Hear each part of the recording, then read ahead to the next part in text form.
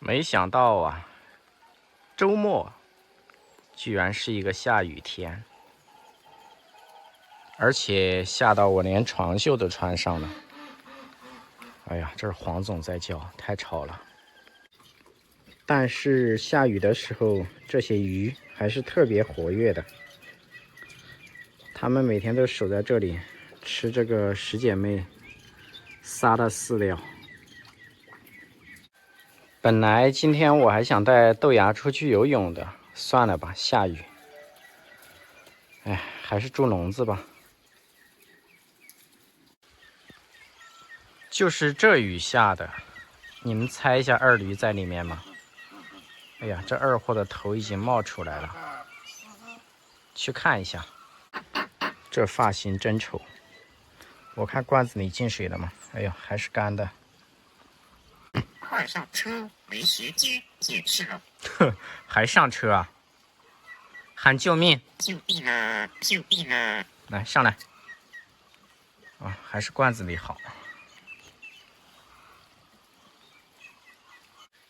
你也不怕感冒了？看一下这换毛换的真丑。你再不理我，我打你！救命啊！解释了。救命啊！解释了。来吧，我们再试一下。打死你个鸟！救命啊！救命啊！打死你！还喊救命！救命啊！没时间解。又没时间。啊，好丑啊，好丑啊！玩了一下，又来洗澡来了。被3只鸭子盯着洗澡是什么感觉？其实这个水是人家鸟哥的烤鸭平时喝的食物，在这儿，现在被你当成洗澡水了。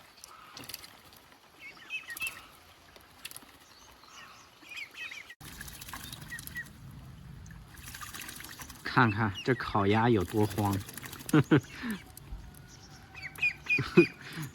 是不是感觉到被侮辱了啊？自己喝的水，别人在里面洗澡，太气鸭子了！哎，哎，二驴，对他们说句话。快上车，没时间。哼，你不要说快上车，他们很慌，不懂什么意思。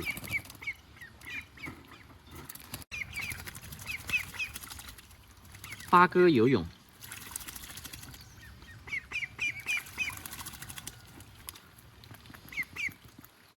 洗好了，赶紧去你的罐子里面躲着啊！雨下挺大的，去吧去吧。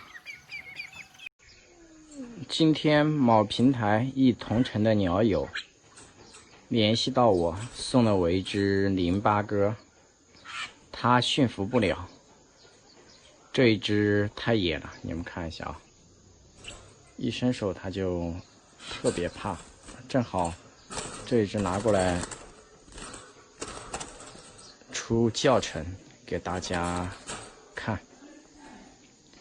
OK， 现在先饿个它几个小时，水让它自己喝，食物已经去掉了，挂在这里。过5个小时我们来训练。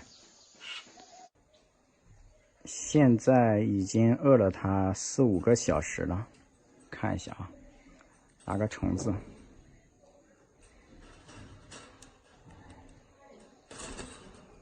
它吃了，但是它非常警惕。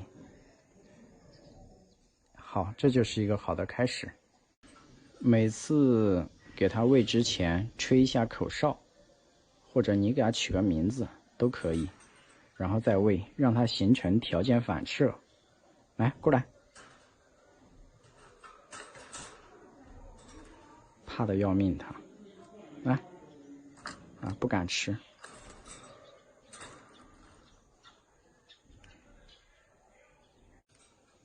来，过来。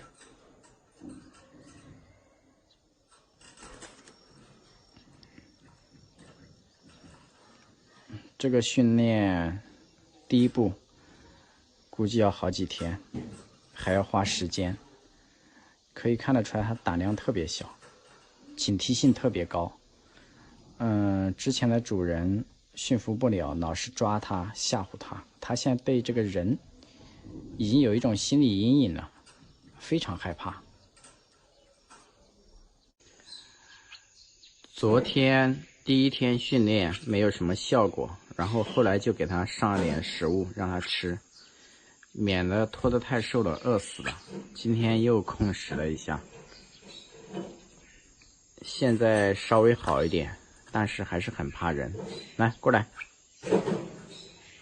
啊，好多了，好多了啊！继续这样隔着笼子守卫，下一步，手就要伸到笼子里面去喂它吃的，让它对我们这个人，还有这个手，还有声音，慢慢的信任。好的，现在来到了训练的第2天下午。现在我们就把手伸到笼子里面去，你们看一下它进步是不是很大？好，给它吃一口，不给它吃了。过来，过来，让它对我们这个声音、还有手、还有这个人有一定的好感，不要那么排斥。但是它现在总体上还是很怕人。下一步，我们将训练它上手。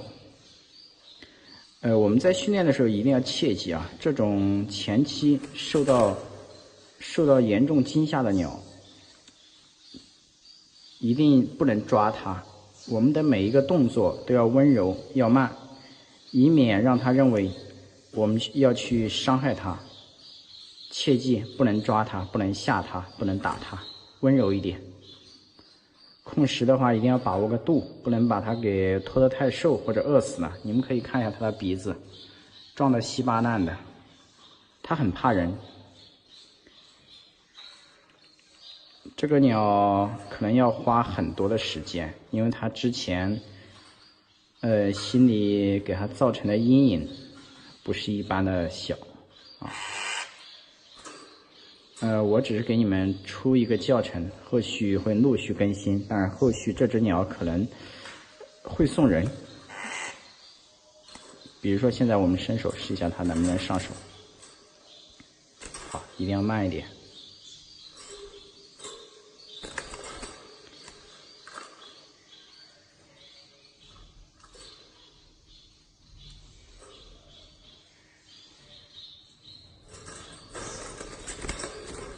OK， 说明还不到时候，不要急，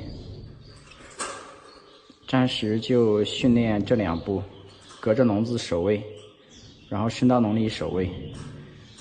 每次喂食之前配合口令过来，然后再给吃的，让它形成条件反射，让它对我们的这个手、对我们这个人以及这个声音慢慢的信任。